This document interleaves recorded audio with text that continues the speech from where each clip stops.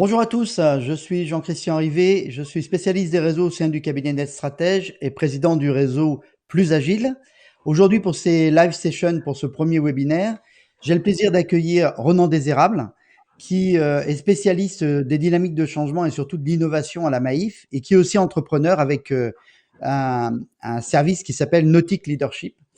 Ronan aujourd'hui va nous parler du fait d'agir en contexte d'incertitude, s'inspirer des principes d'action des entrepreneurs. Donc, je ne vais pas prendre plus de temps. Je vous propose simplement, si vous avez des questions, de les poser sur Twitter avec le hashtag Live Sessions Niort, donc Sessions avec un S. Et là, ça me permettra de les relayer à Ronan qui répondra à la fin de son intervention. Ronan, je te laisse la parole. Merci Jean-Christian, bonjour à tous et puis bienvenue à ce webinaire.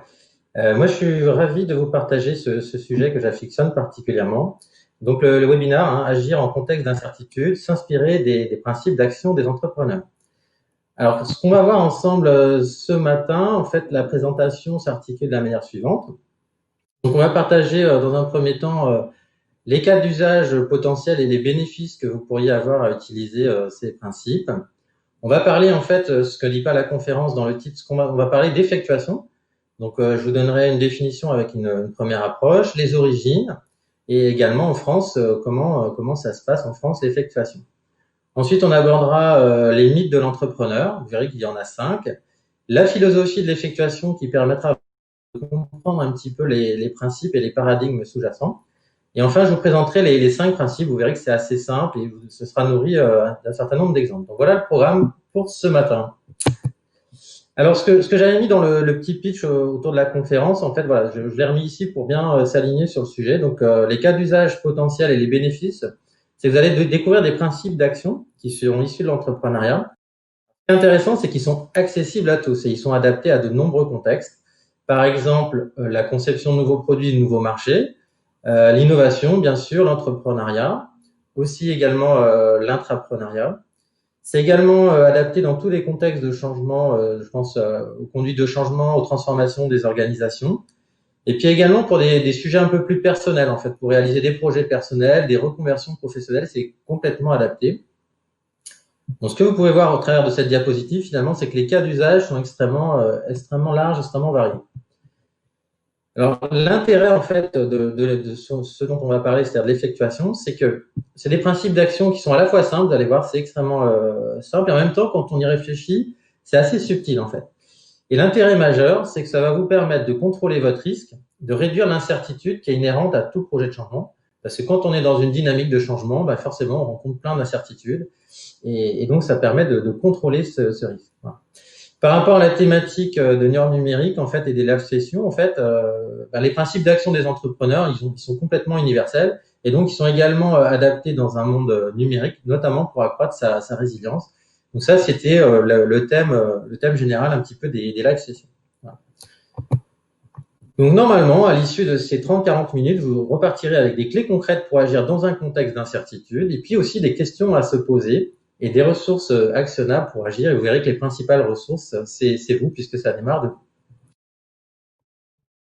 Alors peut-être une première approche pour définir l'effectuation et de manière extrêmement simple. C'est une action par laquelle une chose advient à la réalité. Donc ça, c'est la définition du Larousse de mémoire. Donc, 2 mots-clés importants qui sont en gras, c'est de l'action, c'est agir, et dans le réel, dans la réalité. J'ajouterais même c'est agir dans le réel et ici maintenant. Ce sont vraiment des principes d'action qu'on va détailler ensemble. Alors, d'où vient l'effectuation? En fait, l'effectuation, c'est assez récent, hein, ça a une vingtaine d'années.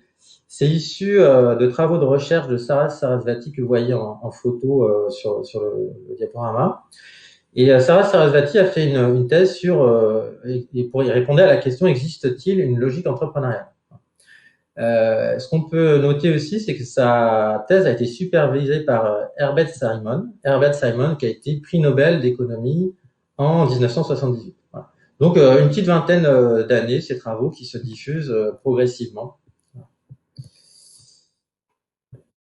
Alors, en France, en fait, il y a Philippe Zilberzan, qui est professeur d'innovation et d'entrepreneuriat, qui a écrit un livre qui s'appelle Effectuation, les principes de l'entrepreneuriat pour tous.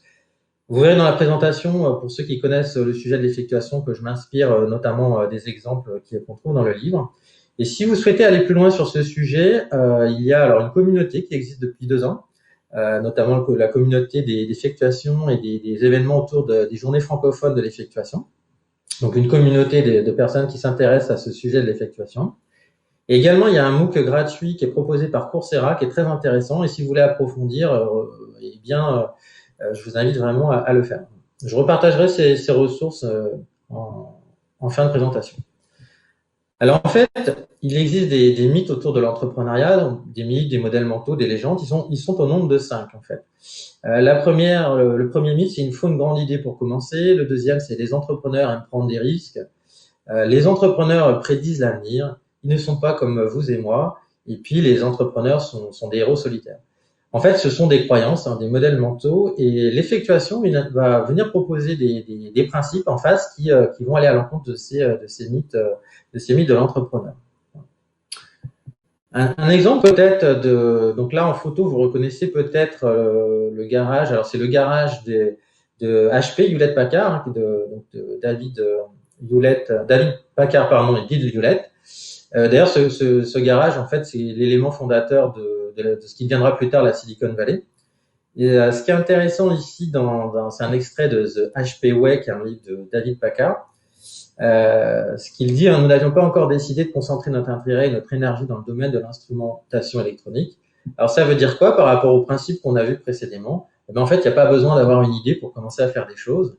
Et en fait, ils ont décidé, Hewlett et Packard, de se mettre ensemble. C'était des amis d'enfance et de voir ce qu'ils pouvaient faire ensemble. Ils n'avaient pas donc de grandes idées, une vision, etc.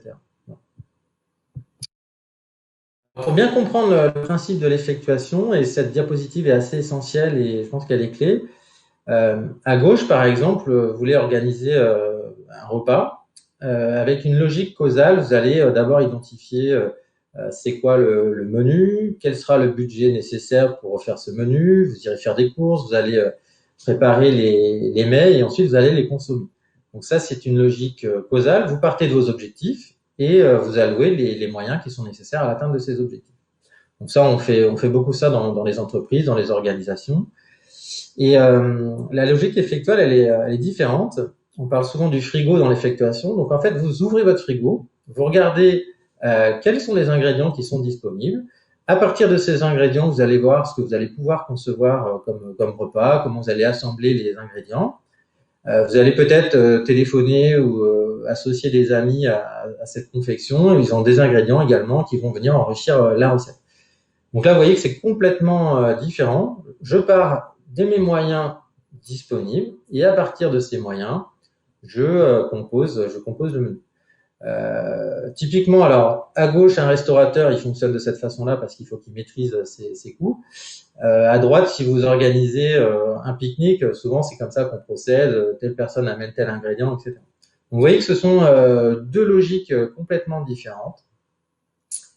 Ce que je peux préciser également, c'est qu'il n'y a pas d'opposition, c'est-à-dire qu'on peut avoir un fonctionnement causal, ça ne pose pas de difficulté. On peut aussi avoir un fonctionnement effectuel. En fait, tout est question pour moi de contexte. Alors, une petite question pour vous qui écoutez ce webinaire. Alors, une petite question qui vous est adressée. Êtes-vous plutôt causal, effectuel, et puis ou l'un ou l'autre, finalement, ça dépend du contexte. Donc, prenez quelques temps peut-être pour y réfléchir et voir un petit peu si vous avez un mode de fonctionnement quelque part privilégié.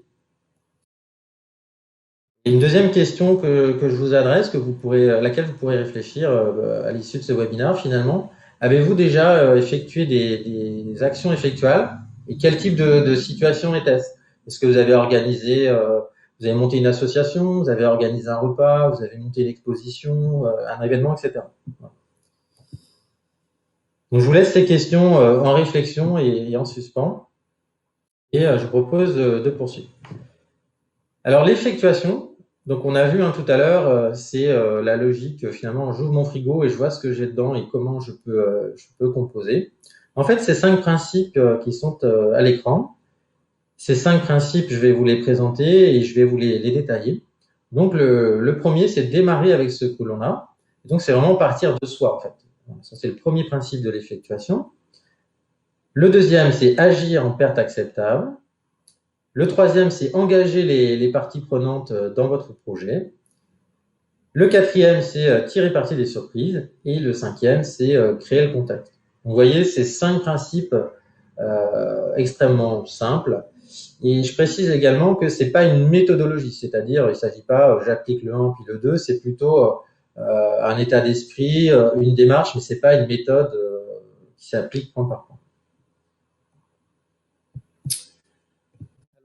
Le premier principe, donc démarrer avec ce que l'on a, composer avec les moyens du bord. Et c'est simple, tout le projet en fait démarre à partir de soi et à partir de ses ressources disponibles.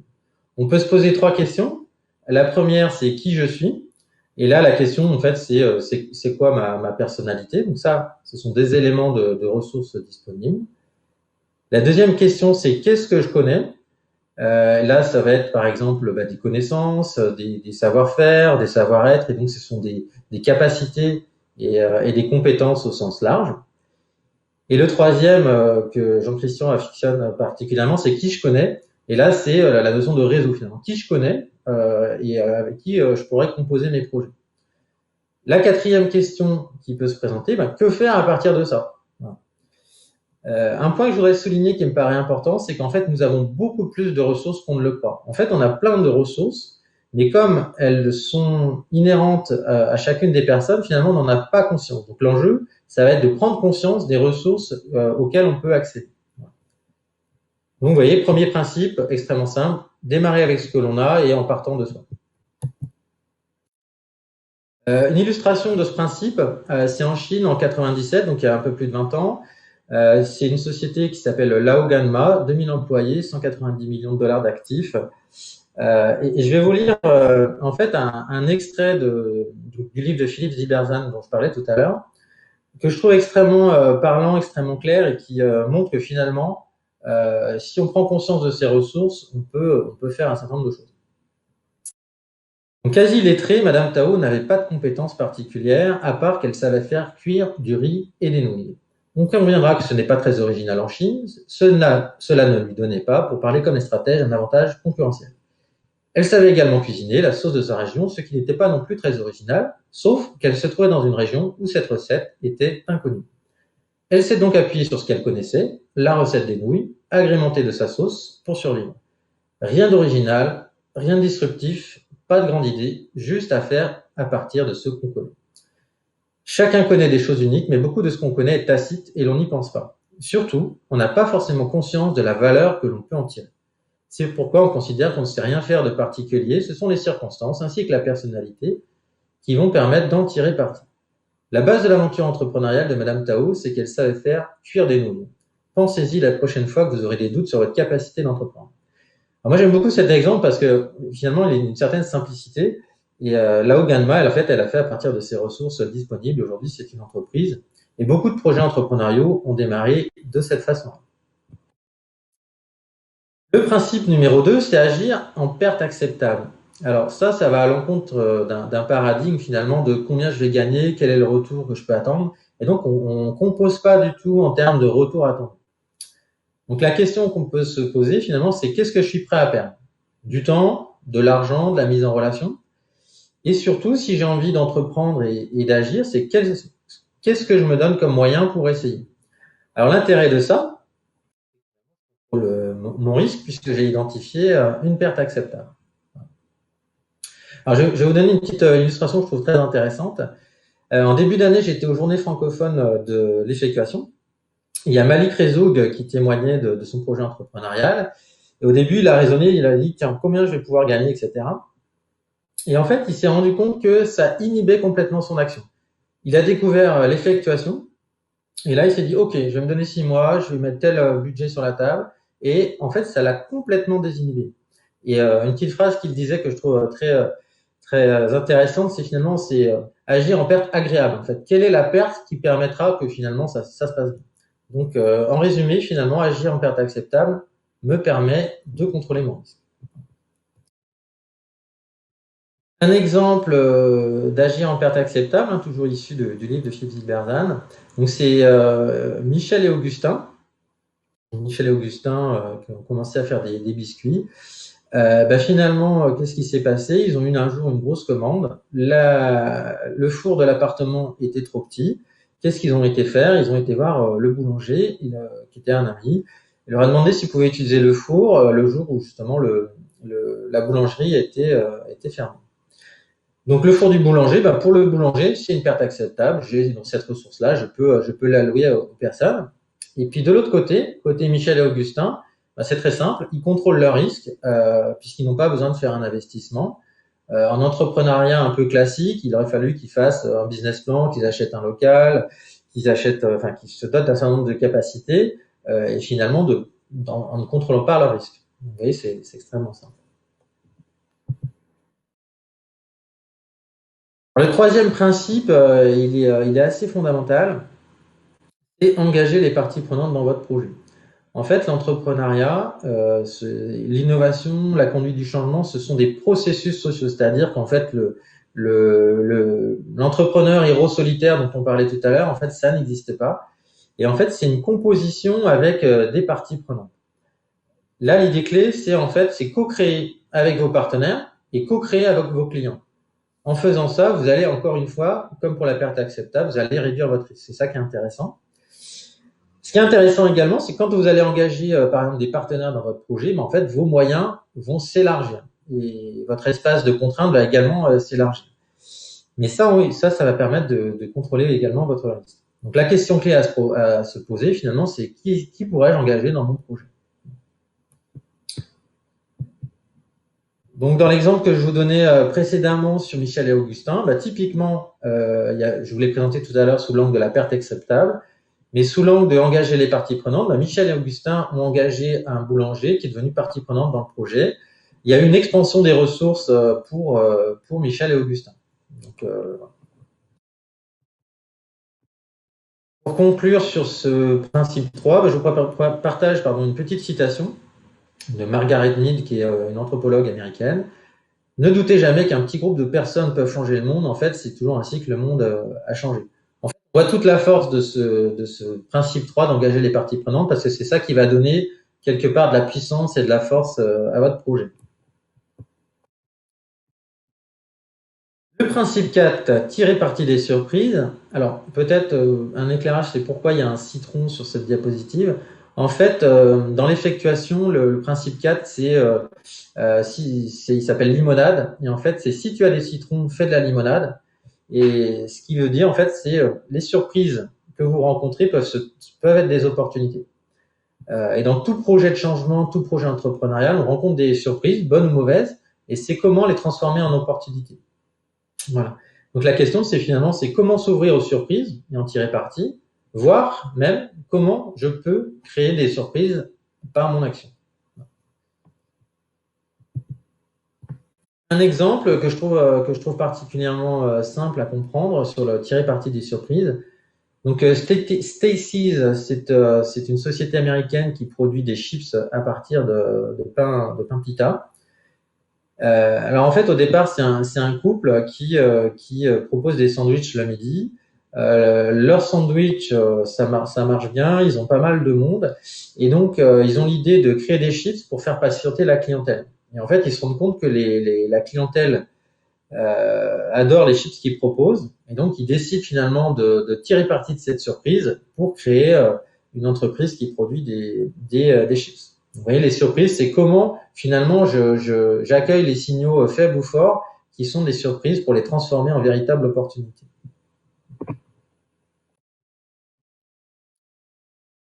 Alors, le dernier principe, c'est créer le contexte.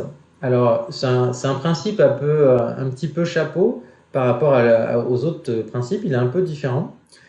Ce qu'il faut comprendre, c'est que les entrepreneurs transforment leur environnement par leur action. Et donc, comme ils agissent, ils n'ont pas besoin de faire de prédictions. Donc, si je peux contrôler l'avenir en réduisant l'incertitude, en fait, je n'ai plus besoin de le prédire.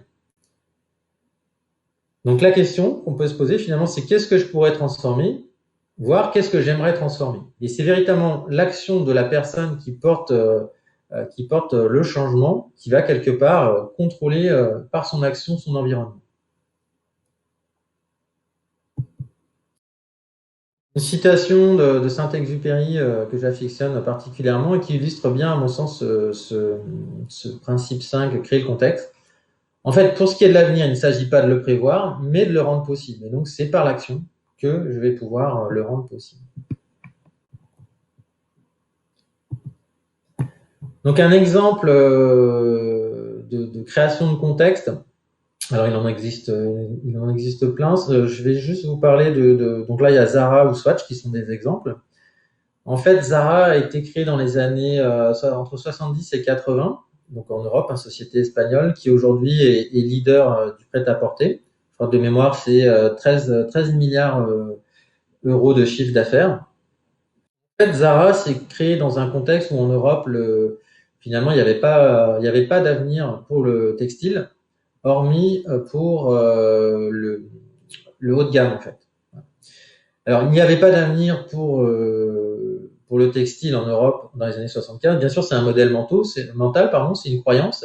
Donc, Zara est allé à l'encontre de cette croyance et a imaginé finalement un modèle avec une très forte imbrication entre la conception et la fabrication des produits. Et ça a fait aujourd'hui un leader dans le prêt-à-porter.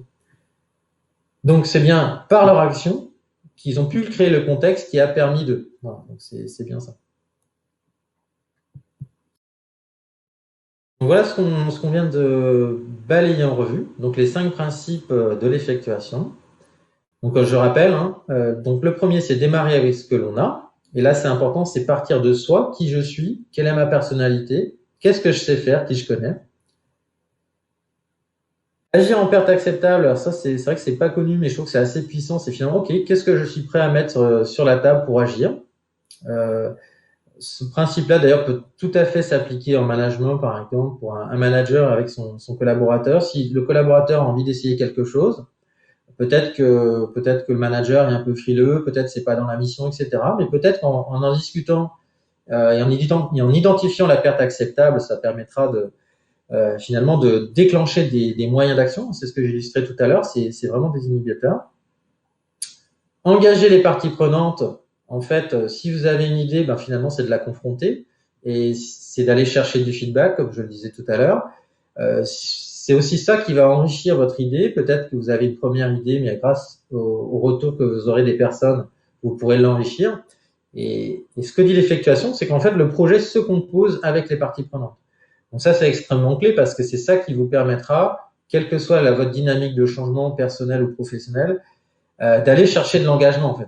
C'est bien engager les parties prenantes. Tirer parti des surprises qu'on a vues, c'est j'ai des surprises qui se présentent à moi, elles sont nombreuses. Il y en a qui sont heureuses, d'autres moins, mais c'est comment je compose avec finalement et comment j'en tire parti. C'est ce qu'on voyait comme exemple tout à l'heure avec les chips notamment. Et créer le contexte, ce qu'on a vu, c'est que ces chapeaux, c'est par votre action que vous créez le contexte et du coup, vous n'avez pas besoin de faire des prévisions puisque vous êtes dans l'action et vous avancez et vous faites bouger les lignes, tout simplement. Voilà en résumé les 5 principes. Pour le dire d'une autre façon, finalement, c'est co-créer, ça c'est l'engagement des parties prenantes, en engageant les parties prenantes à partir des moyens du bord, ressources disponibles, agir en perte acceptable, tirer parti des surprises, afin de réduire l'incertitude inhérente à tout projet de changement. Donc la force de ces 5 principes d'effectuation, c'est véritablement que vous contrôlez votre risque et vous réduisez l'incertitude. C'est ça qui est puissant. Un autre exemple, puisque je vois qu'il nous reste 5 minutes avant la partie questions. Un autre exemple, toujours aux États-Unis. L'intérêt de cet exemple-là, c'est que par rapport au précédent, je vais illustrer chacun des principes. Ce qui est intéressant dans cet exemple, c'est qu'en fait, on illustre en même temps les 5 principes de l'effectuation. Une société qui a été créée en 1945 par Leonard Cohen, qui était un soldat américain démobilisé à l'époque. Et l'entreprise qu'il a créée, c'est U-Haul. U-Haul, en fait, c'est une société de location de véhicules utilitaires. Alors, U-Haul, en fait, comment les 5 principes qu'on a vus ensemble ont fonctionné pour U-Haul. Alors, le premier principe, c'est que donc, démarrer avec ce que l'on a. Quelles étaient les ressources disponibles pour Léonard Schoen à l'époque? Bien, en fait, il avait un hangar familial, il avait des connaissances en mécanique et également en bricolage, et il a d'abord acheté une remorque avec ses deniers, qu'il a ensuite loué. Donc, il a démarré avec ce qu'il avait sous la main. Autrement dit, hein, il n'avait pas une vision, tiens, je vais créer un projet, une entreprise qui va louer des véhicules utilitaires et je serai numéro 3 sur le territoire ou numéro 1. Il n'a pas eu une vision. Il a démarré avec ce qu'il avait sous la main. Pour contrôler son risque en termes de pertes acceptables, eh bien, en fait, il avait ses économies, 5 000 dollars, et puis également du temps pour remettre en état des remorques. Comment il a engagé les personnes dans son projet? Alors, d'abord, il s'est appuyé sur son entourage proche, sa famille, ses amis. Ensuite, il a engagé des clients qui déménageaient. Et comment il les a engagés? C'est qu'il leur demandait, une fois qu'ils avaient déménagé, de trouver un endroit, une concession pour pouvoir exploiter les remorques sur place. Il a également engagé des stations-service, notamment pour pouvoir utiliser les parkings de ces stations-service pour stocker les remorques. Voilà. En termes de surprise, et peut-être que j'aurais pu commencer par là pour vous éclairer le cas, en fait, il a tiré parti de la surprise de ne pas trouver de remorque lui-même quand il en cherchait, et que c'était du coup un problème, car il y avait un besoin véritable. Notamment, c'était un contexte de migration forte vers l'ouest pour trouver un emploi. Donc finalement, il a d'abord trouvé cette surprise qui est aujourd'hui on dirait un problème utilisateur, et il en a fait quelque part une opportunité qu'il a pu développer en appliquant les principes de l'effectuation, sans bien sûr qu'il appliquait les principes de l'effectuation. Et puis créer le contexte, et bien en fait, de proche en proche, en associant les parties prenantes, les amis, les stations-service, les clients, finalement, il a créé le contexte qui a permis de. Ce qui est intéressant dans cet exemple par rapport aux précédents exemples que je vous ai présentés, finalement, c'est que on voit la combinatoire des différents critères. Et bien sûr, peut-être par rapport à des paradigmes qu'on peut voir dans les écoles, il n'a pas fait d'études de marché, il n'a pas levé de fonds, il est parti de ses moyens, il a développé son idée pas à pas et il a pu créer cette entreprise. Donc ça, je vous remets cette petite diapositive. En fait, ce sont les ressources disponibles. Si ce petit webinaire vous a donné envie d'aller un peu plus loin, il y a vraiment le MOOC qui est très bien fait. Et puis, si vous aimez lire, le livre est extrêmement accessible également. Et puis, avant de conclure, quelque part, une petite réflexion que je vous propose, à vous de jouer, c'est finalement, dans votre contexte actuel, comment pourriez-vous vous inspirer des 5 principes que l'on vient de voir pour agir? Est-ce qu'il y a un principe que vous auriez envie d'actionner? Voilà. Donc, un petit moment d'introspection, c'est dans votre contexte, comment vous pourriez agir et vous inspirer de ces 5 principes pour agir.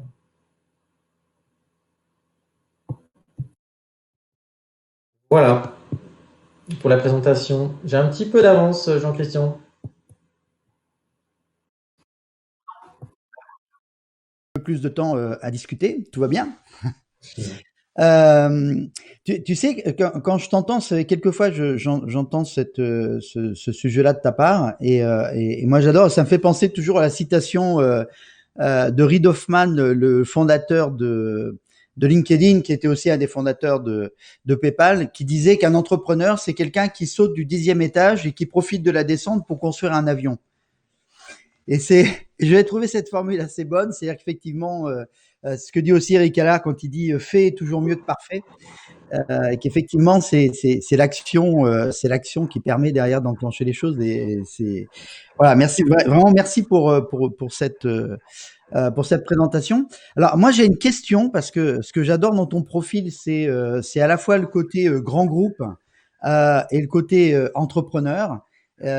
Et j'aurais aimé que tu me dises, même si c'est un sujet vaste, mais tu peux peut-être, tu as quand même quelques idées peut-être précises à nous donner, parce qu'on a peu de temps, c'est qu'est-ce que tu as remarqué comme différence dans ce type de stratégie et de méthode entre ce que tu fais dans les grands groupes, dans le grand groupe en l'occurrence à la Maïf, et ce que tu fais dans ton projet j'ai oublié le nom, excuse-moi. Oui, Nautic Leadership. Voilà. Quelle différence il y a? Parce que a priori, ça s'applique à tout type de structure. Oui, complètement. Peut-être je peux donner un éclairage sur pourquoi je m'intéresse à ce sujet de l'effectuation, avant de répondre à ta question. En fait, j'ai découvert l'effectuation quand je suis arrivé au service innovation de la Maïf. Il y avait un livre, donc le livre sur l'effectuation qui était là. Comme j'aime bien lire, bah, finalement, je l'ai lu, puis je voulais monter en compétence sur le sujet. Et là, quand j'ai lu ce livre, je me suis dit, waouh, ça m'a vraiment fait cet effet-là et ça le fait à beaucoup de gens, en fait, parce que dans mon contexte, ça modélisait des comportements que j'avais, mais qui étaient extrêmement empiriques.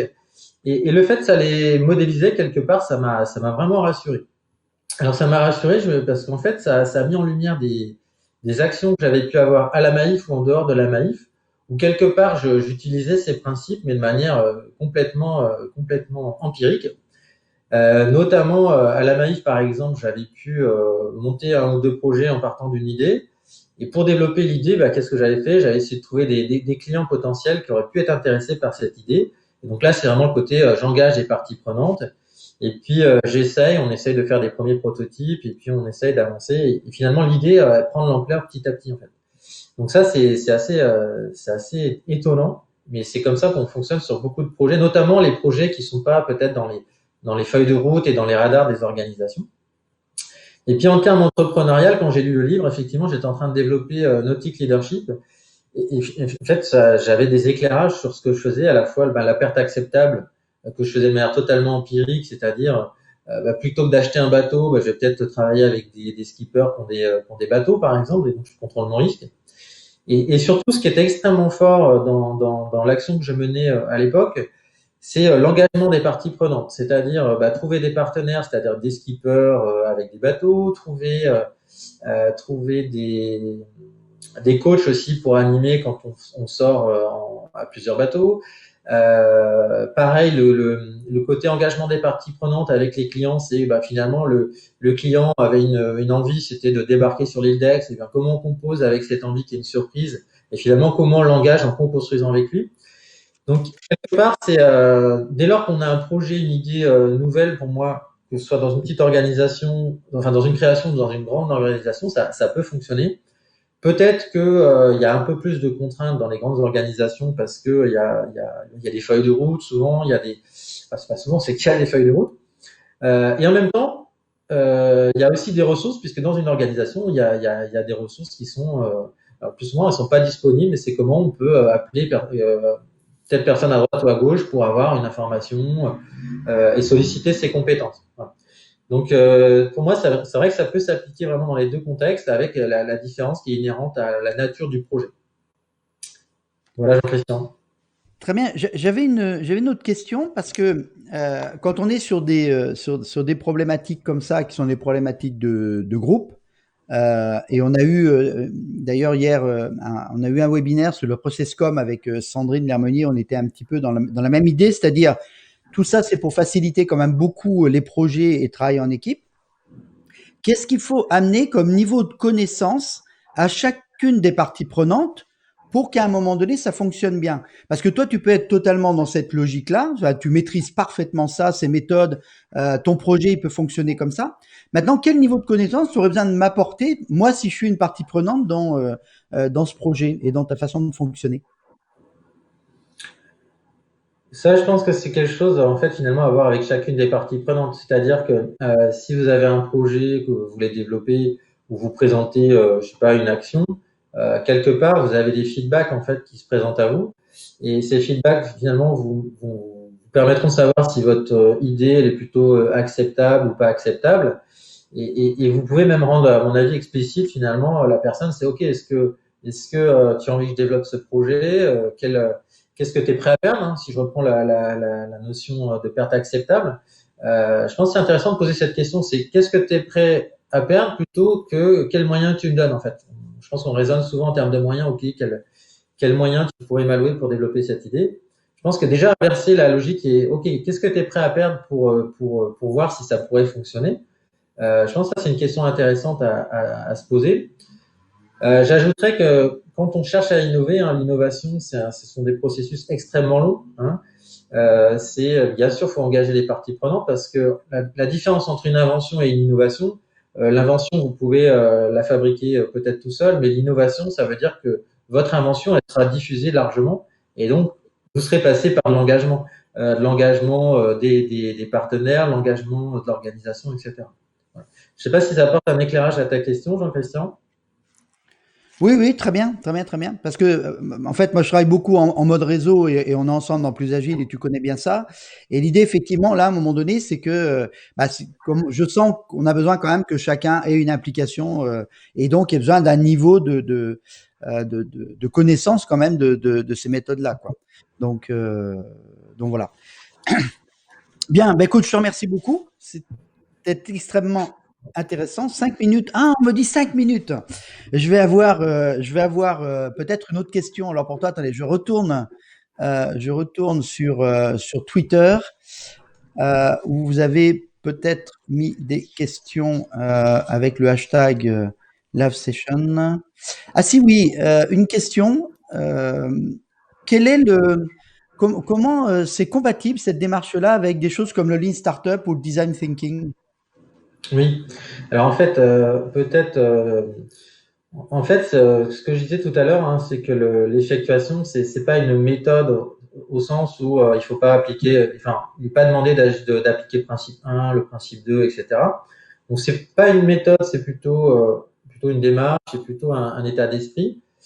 Et en fait, l'effectuation est totalement compatible avec tout ce qui peut exister par ailleurs, qui permet de développer des projets innovants ou des projets d'entrepreneuriat, pardon. Typiquement, le Lean Startup, c'est Lean Startup, hein, c'est Eric Ries qui a mis ça au point pour finalement valider des hypothèses. Le Lean Startup, c'est construire, mesurer, apprendre. Donc, je construis mon projet, je mesure par différentes façons et notamment, je vais chercher des feedbacks. Et de ces feedbacks, je tire des apprentissages et je vais pouvoir réaliser éventuellement un pivot. Bah, typiquement, quand j'essaye d'engager des parties prenantes dans mon projet, bah, finalement, je suis pas loin du Lean Startup puisque je construis, je mesure et j'apprends et notamment, je vais chercher des feedbacks. Donc, c'est complètement compatible. De la même façon, avec toutes les approches design, on met l'utilisateur au centre. Dans l'effectuation, ce qu'on dit, c'est qu'en fait, on va construire avec les parties prenantes.